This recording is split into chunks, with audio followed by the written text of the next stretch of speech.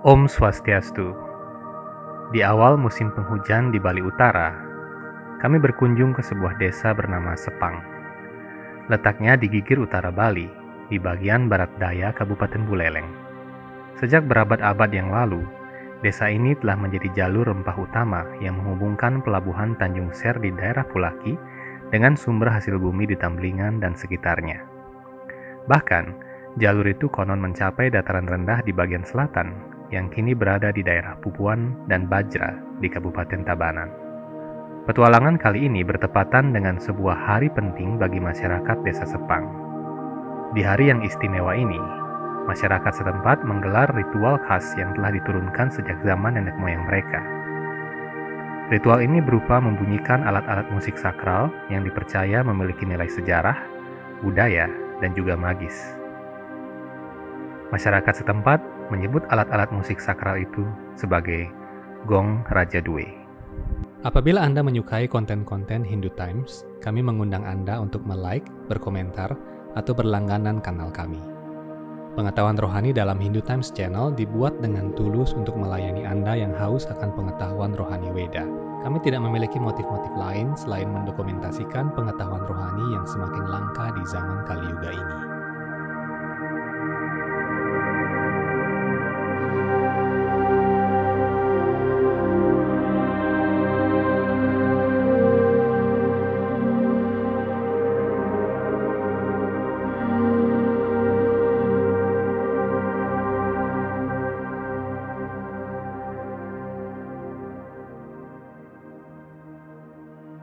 Sobat Hindu Times, saya telah berada di Desa Sepang, salah satu desa tua di Bali yang berada di Kecamatan Busung Biu, Singaraja, yaitu Buleleng.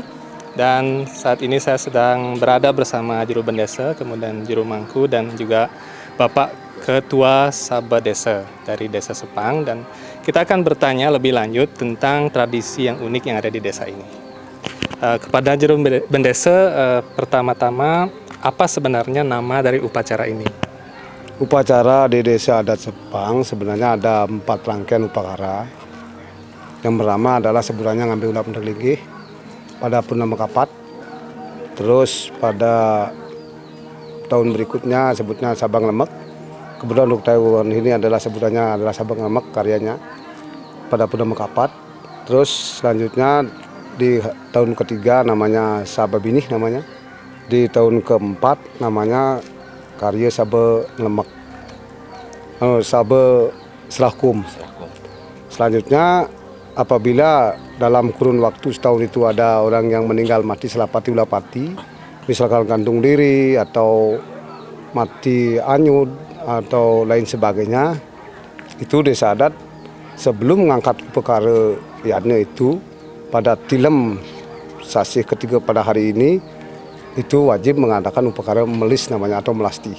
Melasti itu tempatnya adalah di Tegal Congklok namanya, tapi itu tujuannya adalah ke Segara. Menyucikan wilayah desa adat ini dulu, baru diadakan upacara Ngusabeng Lemek.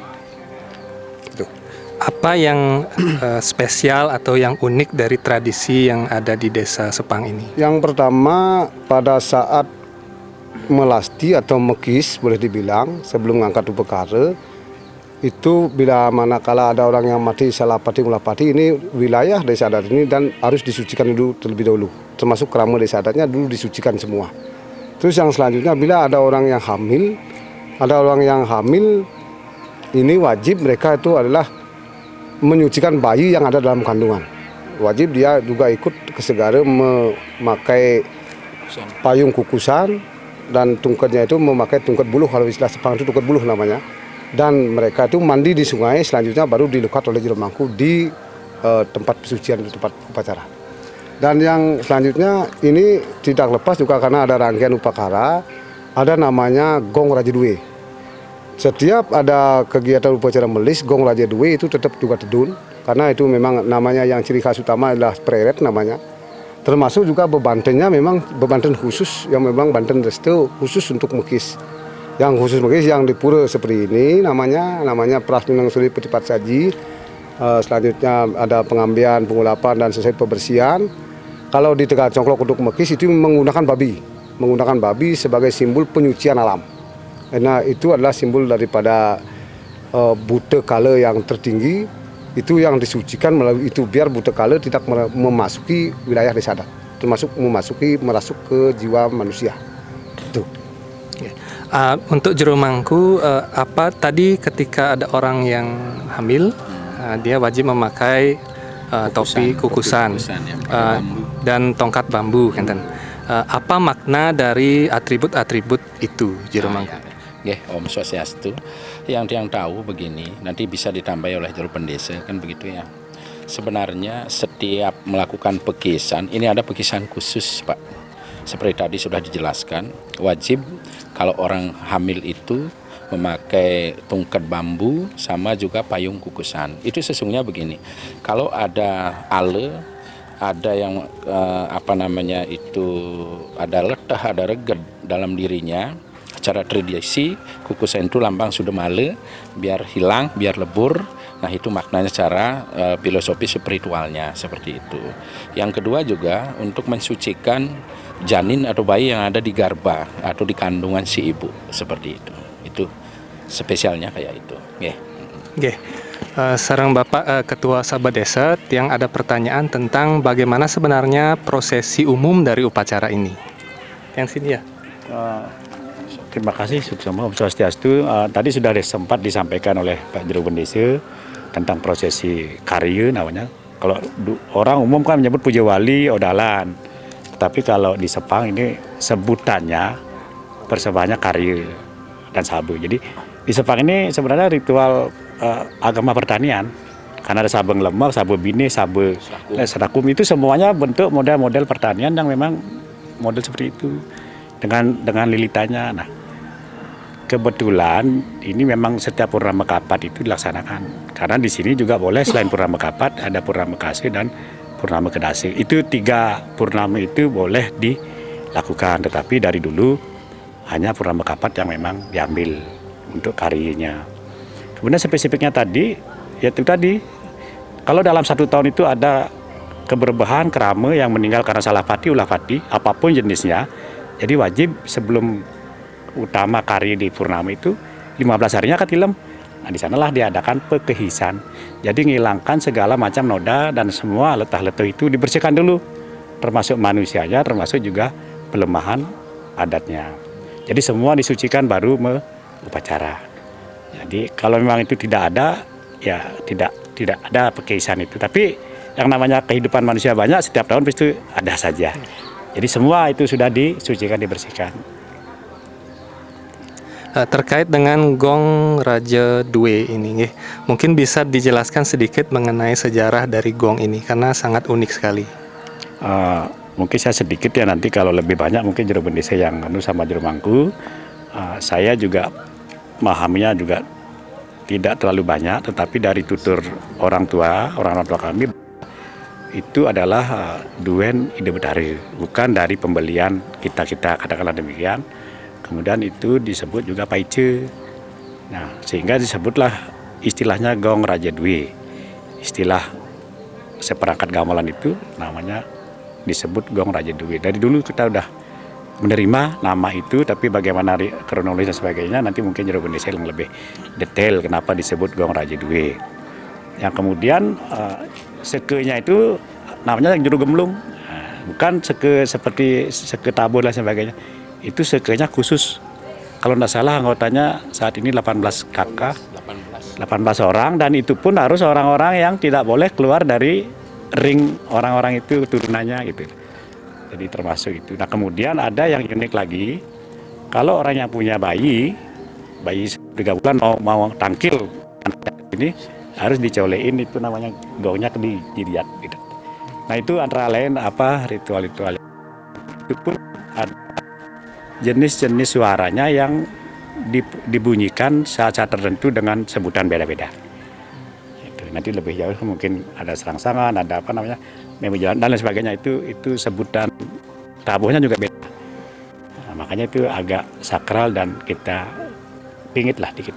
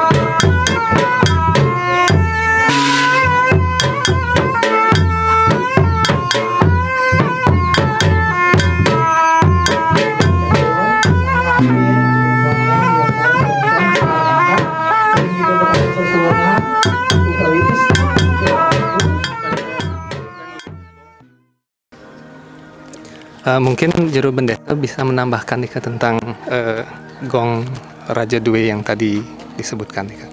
Seperti apa yang disampaikan tadi oleh Ketua Sahabat Desa, mungkin kalau sejarah kami tidak secara tahu persis, tidak ada yang tertulis karena memang kami sudah menerima dari keluhuran seperti itu. Artinya intinya gong Raja Due itu sama dengan simbol daripada ide Betara juga. Simbol ide Betara Pusaka, simbol daripada ide Betara Gunung Urip. Dan itu manakala itu tedun itu saat maka sudah ide Betara dipakai. Itu yang pertama. Yang kedua, dari juru gambelnya atau yang melaksanakan gong itu, artinya yang boleh mementaskan gong itu termasuk pada itu adalah orang-orang khusus yang memang sudah ditunjuk, tidak boleh sebagai. Dan itu pun harus melalui sebelum melaksanakan artinya gamelan tersebut harus memang mempresisi terlebih dahulu. Terus itu yang pertama. Yang kedua, gong Raja Due itu dibunyikan tidak bisa setiap saat, bisa kita bunyikan setiap saat tidak bisa. Itu cuman pada hari-hari seperti sekarang, upacara mekis dan upacara karya seperti tadi saya sampaikan. Ada karya ngampai gulap neglenge, ada karya sabeng lemak, sabeng bini, sabeng sekrum, itu berdudun. Dan yang lainnya bila ada upacara tidak boleh tidak tedun, tidak boleh. Walaupun ada karya itu tidak boleh tedun. Itu yang pertama. Yang kedua, dan ada lagi yang lebih unik, setiap juru gambel itu tidak boleh dia makan daging babi. Tidak boleh dia makan daging babi, dan apabila dia memakan daging babi mungkin aja ada sesuatu yang memang tidak beres. Dan ada juga kendala-kendala yang memang mungkin bisa gongnya yang pecah, bisa juru gambelnya sakit dan sebagainya. Itu suatu kendala. Dan yang paling unik, tidak boleh itu dipentaskan setiap saat dan dibunyikan oleh setiap orang, tidak boleh. Itu memang harus orang-orang yang ditunjuk dan terlebih dahulu mendapat preasiste. Sebelum pentas dia harus mempresisi terlebih dahulu. Itu terus yang selanjutnya ada namanya gending gong Raja Due itu ada sekitar 18 lagu. Yang pertama dari upacara metanding namanya, itu namanya lulungan bedek namanya metanding. Mereka itu ada juga nyoroh namanya kincang kicung, karena jalan orang nyoroh Banten ngambil ke Jabo, ke Jerawan dan sebagainya, itu kincang kincung. Terus ada pelenya sebutannya pada saat Jepang pada namanya rejang. Tarinya memang kidungnya ada kidung rejang renteng namanya. Rejang renteng itu pun ada 3 paletan, 1 rejang pemangku, khusus dia mangku dan tukang. Yang kedua baru rejang renteng kerama adat, termasuk prajuru yang rejang. Yang ketiga adalah rejang dadari, itu dari Seketrina Tuni. Itu wajib dilaksanakan setiap ada upacara baik mekis maupun karya. Itu selanjutnya pada saat pembagian ini juga pembuatan Banten, termasuk pembuatan tertaring itu memang sudah dibagi. Namanya sebenarnya kita tumpukan. Ada tumpukan kajanan, ada tumpukan tengah atau tumpukan kanginan, ada tumpukan kauhan yang tugasnya memang khusus dia juga orangnya. Orang-orangnya juga tumpuk kajian juga orangnya khusus, warga A sampai sekian, tumpuk tengah juga khusus dia, dan tumpuk kawan juga khusus. Ada yang ditugaskan untuk membuat guling, namanya untuk pembersihan alam ini. Ada yang ditugaskan untuk menyucikan pratime atau juru gambelnya. Ada yang tugas untuk nyoroh bantennya ke Gunung Urip. Itu ada 3 bagian. Dan 3 bagian orang-orang ini pun tertentu ini sudah dipilih ya. Itu tambahan barangkali tentang sejarah mungkin seperti apa yang disampaikan sahabat desa kita tidak tahu juga. Tapi ide Betara Pusaka sama dengan gong Raja Due. Pratime Betara Pusaka sama juga keramatnya dengan gong Raja Due. Nah, Artinya itu adalah wujud beliau dalam bentuk gamelan. Terus siapapun yang lahir dan tangkil ke Betara Pusaka, anak yang masih berumur artinya di atas 3 bulan sampai dia menjelang dewasa, wajib dia lunas, artinya paican gong Raja Due. Biar tidak ketahuan, diambil dulu anunya, diusapin di keningnya. Sebagai tanda tambah atau tapak dari boleh sebutan. Tuh. Ya, matur suksema semua juru bendesa. Malepisan untuk juru mangku, ini terkait dengan sarana atau upacara khusus yang ada di dalam upacara ini. Apa maknanya, kemudian terdiri dari apa saja dan ditujukan kepada siapa? Begini, baik saya nambahi sedikit ya terkait apa yang disampaikan oleh juru bendesa dan sahabat desa, bahwa kalau zaman dahulu gong itu dipukul orang-orang tidak kelihatan. Ini kebetulan di ajang ini Betara Pusaka gitu ya. istilahnya wong samar dan lain sebagainya, banyak yang datang, bisa ribuan dan lain sebagainya. Itu khususnya seperti itu. Nah, kemudian seperti apa yang disampaikan tadi, memang tidak boleh yang memukul gamelan itu, memang orangnya sudah khusus itu, tak perlu yang jelasin lagi ya. Terkait apa yang disampaikan tadi, ini bantunya ada peras taksu, penyenang surip, ketipat saji, kambuh petak, sedana doang tali 500. Peras itu mengesahkan, taksu itu biar punya kekuatan power, penyenang itu biar dia memang punya kekuatan seperti gunung, surip kehidupan dan lain sebagainya. Ini bantunya kecil, tidak sampai menghabiskan 500.000, tetapi maknanya secara spiritual ya luar biasa. Tetapi kita di sini juga tidak mentok dengan itu, kita mengikuti perkembangan juga. Perkembangan yang dimaksud ada dua. Pertama lewat dreste, ya, artinya warisan dari leluhur turun-temurun yang kita harus ajarkan. Kemudian juga lewat sastra. Di sini ada 2 sulinggih, di depan Ditempuh dan di Sri Begawan. Dan itu pun kita lakukan karena desa kita sudah nyatur, banyak orang yang sudah di sini. Pesan dan kesan Bapak Bendesa Jero Mangku dan Bapak Sabe supaya nilai-nilai dari upacara ini tetap lestari untuk generasi muda. Ini yang pertama kita sarankan kepada seluruh keramat desa adat, apalagi sudah ada pesan daripada Majelis Desa Adat, budaya-budaya dreste desa adat yang ada di masing-masing wilayahnya itu sepanjang dreste itu dan bertentangan dengan tatu agama. Kebetulan kita di Desa Sepang, seluruh dreste yang ada baik dari manusia yajnya, karena kita masing-masing beda, Pitre Yaja juga ada, Bute Yajnya juga ada, Dewa Yajnya ada, termasuk Resi Yajnya juga ada. Kita 5 Panca Yajnya ini ada dan tidak satu pun bertentangan satu. Makanya kita ambil setiap upakara baik Dewa Yajnya, manusia Yajnya, Pitre Yajnya, kita ambil dua-duanya. Secara dreste kita ambil, secara tatu juga kita ambil. Sehingga 2 komponen ini, 2 upakara ini tetap kita padukan menjadi satu. Terus kita sebar luaskan juga kepada keramat desa adat, baik di pekarangan rumah maupun di Merajaan Dadi lain sebagainya, termasuk Perajaan Perumahan atau Kemulan. Kita sarankan untuk melestarikan dreste yang ada di desa adat itu. Matur suksema keramat desa dan Jero Mangku. Sebenarnya ada banyak hal tentang Desa Sepang dan lingkungan sekitarnya yang masih belum banyak diketahui orang. Perjalanan kami ini rupanya baru menyentuh sebagian kecil saja dari misteri dan kisah sejarah lama di tempat ini. Terkait dengan Gong Raja Due, Desa Sepang juga memiliki tempat-tempat pertapaan kuno yang tersembunyi di puncak bukitnya. Di masa lalu, tempat-tempat ini digunakan untuk bertapa dan mengheningkan diri dari kemelut dunia. Beberapa tempat itu masih ada hingga kini. Semoga kami bisa kembali lagi ke sini dan berkisah tentang semua itu. Di wilayah desa ini juga masih ada hutan hujan yang alami. Ada juga binatang-binatang hutan khas seperti terenggiling, rusa, dan babi hutan. Masyarakat percaya bahwa macan Bali yang diduga sudah punah bisa saja masih berkeliaran di dalam hutan perbukitan Sepang. Campuran apik antara tradisi, folklore, keyakinan, dan lingkungan masyarakat Sepang adalah kekuatan untuk menjaga keberlanjutan hubungan antara manusia, lingkungan, dan Tuhan. Pelestarian lingkungan berbasis tradisi dan keterlibatan masyarakat tradisional adalah salah satu cara yang sangat efektif untuk menjaga kelestarian hayati dan menopang kehidupan manusianya. Sampai jumpa dalam petualangan kami selanjutnya. Om Santi Santi Santi Om.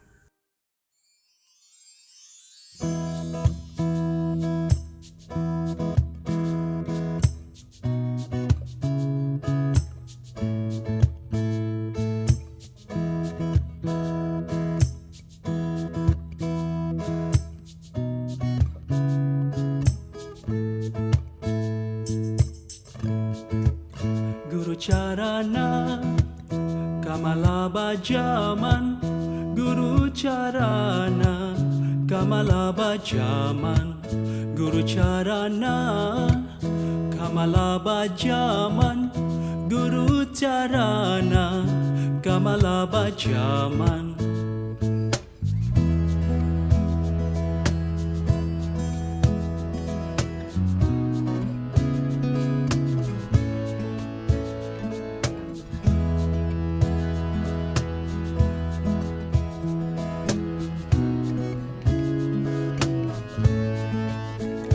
Carana Kamala Bajaman